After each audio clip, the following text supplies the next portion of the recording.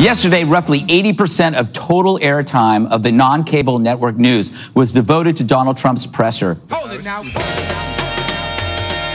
There has been no mad rush to the microphones today by surrogates to try and defend President Trump, as we've seen after past eyebrow-raising moments. As a rule, former presidents don't criticize their successors. But after the violence in Charlottesville and President Trump's defense of far-right protesters, former Presidents George and George W. Bush put out a joint statement today. We begin tonight with the backlash against President Trump. Several of the nation's top CEOs from companies you'll know, Campbell Soup, Pepsi, Walmart, bailing on the president's business councils.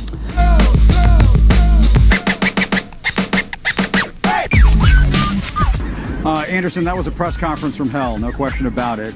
Essentially what happened today, the White House came out to the reporters gathered in the lobby of Trump Tower and said to all of us, listen, the president's going to come down with a couple of his cabinet secretaries. He's going to make some remarks. Then he's going to go back up the elevator into Trump Tower, and these cabinet secretaries will then take your questions. What happened after that is that things, as we've been saying all day long, went completely off the rails because as the president wrapped up his remarks on infrastructure, he was again peppered with questions about this lackluster response to the violence in Charlottesville and these shifting explanations. And the president essentially, as you just pointed out, reverted back to his initial response, blaming both sides for all of this, and then sort of echoing some of the complaints from white nationalists that, well, if you start taking down statues of Robert E. Lee, that statues and monuments to George Washington and Thomas Jefferson will be next. And I don't think Antifa realizes how much similarity they have to the people they claim to be fighting against. It's a natural progression. Yeah. When you have extremely violent protests like these people happen, everybody ramps it up. They ramp it up on the left, they ramp it up on the right, everybody gets angry, and this fucking asshole drives into a bunch of people. Fuck, man. It's fucking awful. And then Trump said, here's the thing, all this happened because they were taking down a statue of Robert E. Lee, who's the leader of the Confederates, right? Trump literally said today, what's next? Are we going to take down a statue of George Washington? It's like, what? The violence in Virginia is prompting some to take a second look at the names of parks across the nation. A pastor in Chicago is calling for changes here. CBS 2's Susanna Song joins us live from Washington Park with more. Hi, Susanna. Hey, good morning, Aaron. Washington Park is named after our first president, and a statue of him on a horse stands prominently here at this park for all to see. But one pastor, as you mentioned, said it is offensive because Washington owned slaves. Bishop James Dukes is calling for the mayor and Chicago Park District to remove the name of not only George Washington, but also Jackson Park, named after President Andrew Jackson. Jackson, as you know, was the 7th president of the United States. Dukes says they should not be held to such esteem and considered heroes when they participated in the slave trade. You can re-examine things in the future, but if a statue has to come down for a minute, you know, we're allowed to do that. We're even allowed to do that with Thomas Jefferson and right. You know, George. Are they off the table? You know, maybe we're allowed to. They're not off the table for discussion. Right. I think it's a great question. And the fact that she can't count on the president of the United States to stand with her when a Nazi ran over an American citizen, killed an American citizen with ISIS tactics in our country.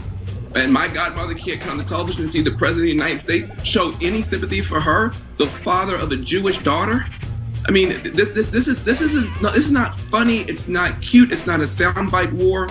At a certain point, you have a lot of people now. It's not just the people you're emboldening. It's the people you're abandoning who now don't know if they have a government that gives a damn about them. Those are the people you have to worry about too, because we're spiraling away from each other. We're spiraling away from each other. We've talked about race. I mean, we've talked about everything but race tonight. We've talked about income. We've talked about class. We've talked about region. We haven't talked about race. This was a white lash. Which statues are next, the president asked today? George Washington, Thomas Jefferson? It's not a joke. Suddenly, it's a serious question. Thomas Jefferson indisputably was a great man. He was the author of the Declaration of Independence, founder of the University of Virginia, and maybe most importantly, the greatest thinker in American political history. All of us live in his shadow. Unfortunately, however, Jefferson was also a slaveholder. That's real. It's a moral taint. We ought to remember it. But to the fanatics on the left, it means that Jefferson must be purged from public memory forever. The demands are already coming that we do that. In 2015, students at the University of Missouri demanded the removal of a Jefferson statue. 2 years ago on CNN, anchor Ashley Banfield suggested the Jefferson Memorial in Washington might have to go. Needless to say, there is literally no limit when you start thinking like this. Last year, hundreds of activists in New York demanded the statue of Theodore Roosevelt at the American Natural History Museum be dismantled. They argued that Roosevelt was a racist. If that's the standard, nobody is safe. Watch out, Abraham Lincoln, you're next. Now, to be clear, as if it's necessary, slavery is evil. If you believe in the rights of the individual, it's actually hard to think of anything worse than slavery. But let's be honest, up until 150 years ago, when a group of brave Americans fought and died to finally put an end to it, slavery was the rule rather than the exception around the world, and had been for thousands of years, sadly. Plato owned slaves. So did Muhammad, peace be upon him.